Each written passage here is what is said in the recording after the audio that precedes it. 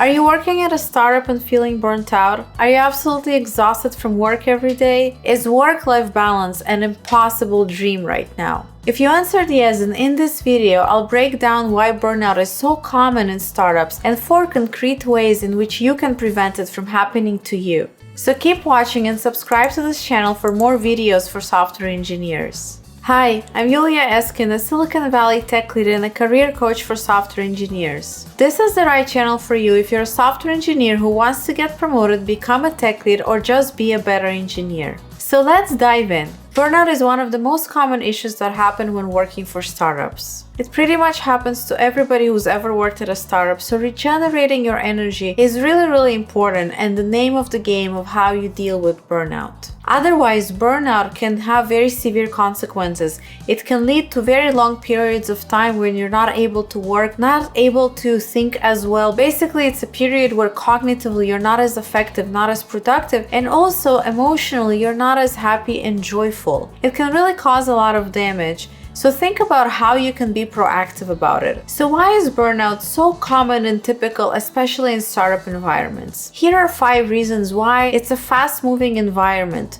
There's a lot of pivoting and iteration. It often has inexperienced leadership, and it suffers from a lack of process and too many unknowns. So let's talk about each one. So why are startups fast moving? It's really because it has a limited runway. And what does that mean? People like to use the word runway when talking about startups. Runway really means how long can a company survive on the funding that it has. And most startups are funded by venture capitalists that give them money, and that amount of money can only usually last about a year or 2 before the company needs to go back and raise another round of funding. So that means that typically a startup has about a year or 2 on the current round of funding that they have to build a product, to ship it to market, to get data about its usage, and to iterate and make it better. That's not a lot of time. That's why there's so much pressure to do as much as possible within that runway. And it's even more important to produce results so that you can go back to venture capitalists and raise more funding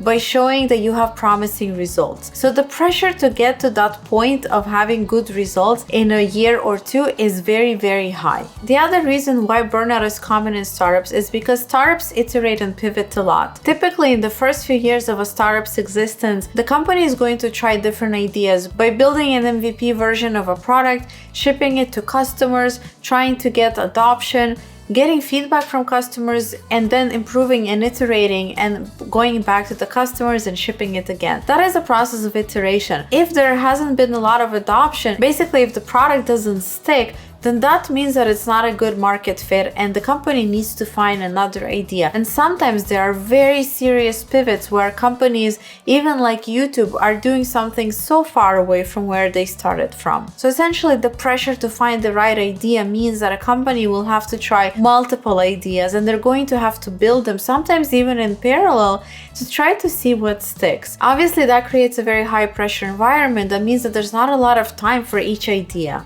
And the other really big factor that contributes to a burnout culture at a company is inexperienced leadership. I really think inexperienced leadership is the culprit of a lot of issues that happen in startups. Usually inexperienced leadership means that there's going to be not enough planning, not enough process, and not enough of setting the right boundaries and creating a healthy work culture. Of course, it's understandable that at a startup, you're not always going to encounter like perfect work-life balance, but at the same time, there are definitely some startup CEOs that really glorify burnout culture. And that is something that's very unhealthy. I've actually worked at a company where people worked a full day in the office, came back home, logged back in, and worked another 3-4 hours until 10 or 11 p.m. That is absolutely unacceptable, especially on a consistent basis. It's one thing to expect employees to do that when there's crunch time and there's a deadline, but not when it's a consistent basis. It's definitely not something that's feasible. And it's really up to the leadership to set the right expectations from their employees, where yes, they might be asking for a lot,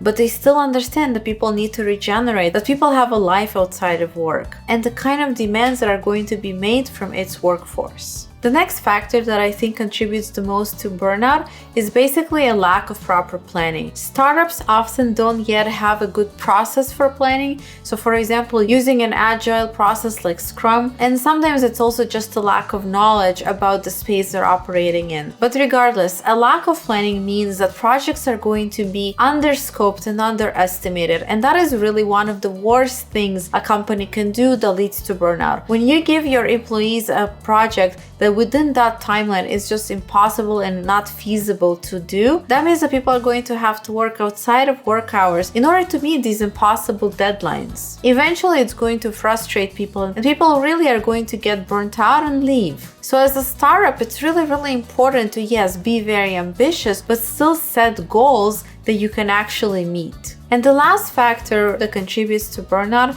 is there's often too many unknowns. There might not be enough knowledge in the space because this company is building this product for the first time, and so they're making assumptions that are not realistic. The company might be building the wrong product, and there might be just overall frustration because even when you try to systemize, even when you try to ask your coworkers for information, for requirements, they may not know either. This creates a lot of churn, and you're losing a lot of efficiency in the work because you don't have answers to these questions. Of course, over the time of the startup, the company is going to get answers to these questions, but in the first few years of a startup's existence, there's a very suboptimal productivity just because there's just not enough answers. And that means that projects are going to last a lot longer than they are planned for. So let's dive in now to 4 concrete ways of how you can prevent burnout for yourself. So my first suggestion is that you do a root cause analysis. Now, what does that mean? Think of your team and your company as its own system, and zoom out a little bit and look at it from the outside. What are some of the issues that you see happening on a systemic level that cause burnout? Don't just focus on your own individual experience. Think about,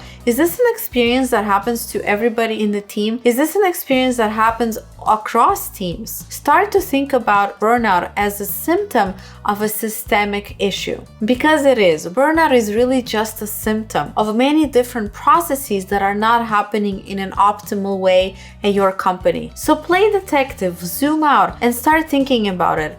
Is it bad planning on your team or at the company at large? Is it a lack of process? Is it a lack of answers? Another aspect is, are there too many parallel projects and priorities that are given to your team or even at the company? Which often means that there's too few resources, too few people working on a project because there's just too many projects that everyone is working on. Each one of these can be its own systemic issue that needs to be addressed. And we'll talk about how to address it, but first, really zoom out of your own experience and think about, is it prioritization? Is it unknowns? Is it bad planning? Is it a lack of process? This actually will really help you show yourself as a leader. When you go and talk about it with your management, it's going to show them that you thought deeply about this and analyze the situation in a way that can actually help the company move past it and solve the root problem that causes burnout. So after you've done some of this root cause analysis and you now have a good sense of what is actually the problem, let's talk about addressing it. So I want to talk about planning, because a lack of planning is usually a cause of burnout. So if you're working in a team that consistently underestimates work, you're basically on projects where you're given, let's say, 2 months to do it and it ends up taking 6 months, that is a definite example of bad planning. So let's break it down. How can you change that so your team starts to plan this appropriately? So my first suggestion is that you plug into the process that your team already has for planning. I'm going to use Scrum as an example, but it does not have to be Scrum. However your team does planning, whether it's just your manager or whether it's with the entire team, plug into that process and talk to them about estimation. So in the Scrum scenario, when you need to estimate your own part of the work, make sure that you include a buffer. And how do you know how much buffer to include? Basically, you need to start tracking your work. Scrum has a good way of doing that by assigning complexity to work, but also at the end of the sprint, which is usually 2 weeks, looking at the gap between what the team committed to do, how many points it committed to doing, and how many points it actually did. This gap is a really good measure whether your team plans appropriately. If your team consistently does not meet 80% of what it committed to, then it means that it's taking on too much every sprint. So if you're working in a Scrum setting, talk to your Scrum Master about showing these numbers to the team so that the team sees the gap. And ask the Scrum Master to prevent people from committing to too much when you're doing sprint planning. Basically, Scrum is a really good process for ensuring that the team knows its capacity of what it can achieve and then planning projects around it, because in truth, you have to look at the reality of the situation. Your management can't just throw a number that this project will take 3 months without basing it on any real data. Scrum gives you that data, so use that data. Use that data, as I said, with your Scrum Master. Also use it when you're giving estimations by tracking your own work. Look at how many points or tickets you do in a sprint. And if you see that you yourself are committing to too much, you're taking on too much at the beginning of the sprint, it's better not to. It's better to take less, and then if you have spare time, take on more. But don't do the opposite, because that is what leads to burnout. That is actually what leads you to feel stressed and behind all the time. And definitely bring this up in retrospective. And I know it can be hard and you need to be the brave one sometimes to speak up, but I find that once you're the one to speak up, a lot of other people join. And one way to speak up about it is when a project ends and usually there's a retrospective about that project. You can say, I think that project was under scope. We didn't know about these requirements. We didn't envision this technical complexity that came up. These are all actionable things that can then be taken on the team. And then the team can discuss how can we think about the technical implementation to plan better for the complexity that might happen. Or the product people on your team might need to do deeper research for the next project so that there's less unknowns that come up during implementation. And the last thing I'll say here is really start learning about your own productivity patterns, not just by measuring how many tickets or how many points you can accomplish in a sprint, but look at yourself. Look at how much you can do with all the meetings you have, with all the schedule that you have. You can't ignore that. You can't assume that you're going to be coding 40 hours a week, because that's not realistic. You also have meetings to go to. You have your lunchtime, you have your family, you have natural interruptions. A person cannot work 8 hours nonstop. So start thinking about that, and that will really help you estimate a lot better of what you're capable of. And there is no shame about it. I really want to normalize that we're all human. Our brains need a break. Our bodies need a break. We are not robots that can just work nonstop for 40 hours a week. One of the most important ways of tackling burnout is to use your manager as your partner in this. I know for a lot of people, it sounds like your manager might seem like the person that you want to show just your best side to, and you don't want to come to them with problems, but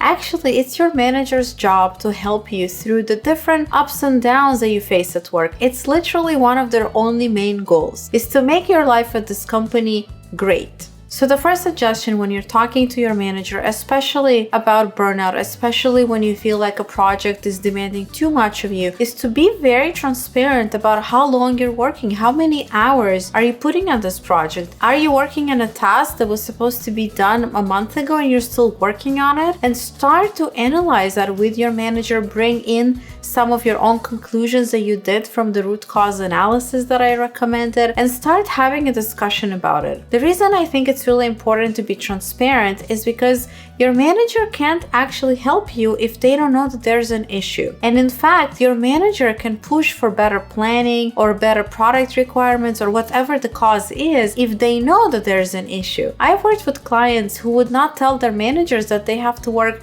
extra hours on weekends and evenings just to meet the goals of the project. Once they told their manager about that, all of a sudden their manager was able to shift priorities, to push the deadline, and everything magically was resolved. So just know that your manager has a lot of power in making these kinds of decisions about priorities and deadlines. Secondly, when you talk to your manager, also talk to them about the complexity of work that you're comfortable on taking. I think it is important that you try to challenge yourself and you try to do work that is a little bit more than what you do right now. However, if you feel like you're given work that you just cannot manage, you don't have enough knowledge, you don't have enough support around this. Basically, you're not being set for success to actually succeed in this and learn from this challenge. It will cause you to fail, to feel bad about yourself, and to burn out in the process of trying to achieve this. And so this is where it's important to, first of all, be honest with yourself what kind of work is appropriate for you, for where you are in your career, versus the kind of work that you're given. Is there a match there? If there isn't, it's really a chance for you to bring that up to your manager. And it does not mean that you will be removed from the project or not given opportunities. It just might mean that your manager needs to tweak it a bit. Maybe you can be a junior engineer working alongside a more senior person on the same project. Maybe you need some mentorship. All of these things are things your manager can really aid with, and this is their job. Just remember that their job is to make your job as enjoyable and smooth and easy as possible. And the last way to deal with burnout is to really go back into your own self and think about your values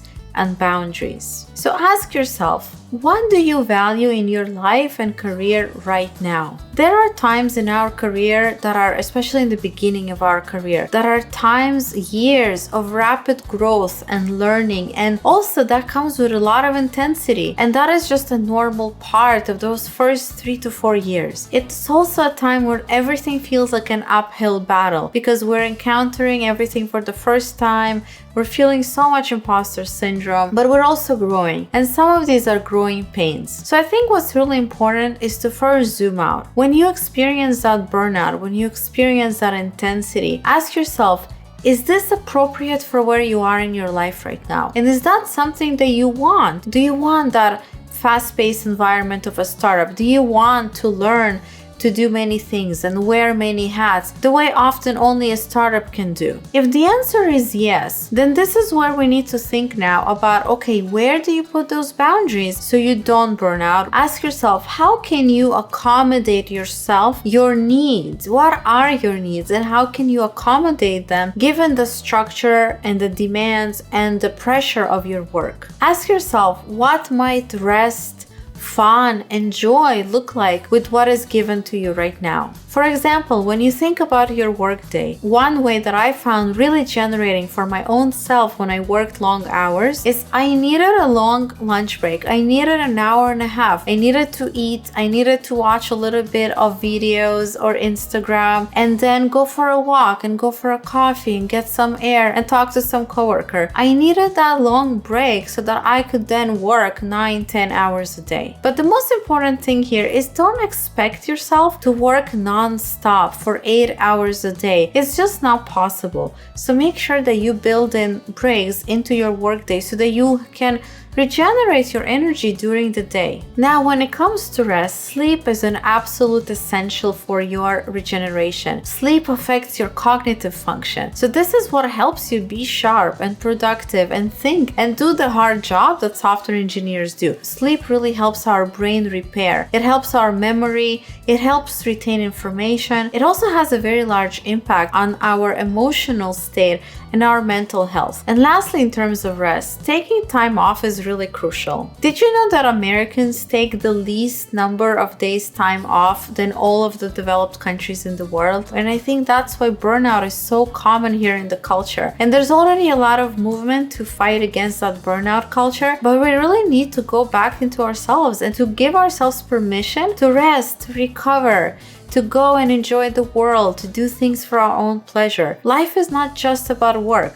Even if you are very, very career oriented, think of the benefits that you will gain from resting, from regenerating, from seeing the world, how much joy and fun it's going to bring into your life and back into the creativity that you can then bring into work. I really, really advise you to take all of the time off that you're allowed from work because it's absolutely crucial for your mental health. And in terms of infusing fun and joy into your life, go back to when you were a child. What were the activities that you loved doing the most? The answer to what brings us joy is often back in our childhood. When you were a child, did you love playing Legos? Did you love coloring? Did you love dancing or singing or cooking? Try to revive some of these activities and bring that into your life on a more consistent basis, at least on a weekly basis. You're going to feel such a surge of just pure joy, and it's going to help balance the stress of your work life. And lastly, really think about your needs and embrace them. You cannot go against yourself. You cannot go against your own productivity patterns. It's really important that you really look at yourself, at the reality of when you're productive, what brings you joy, what are your needs in terms of rest, in terms of social life,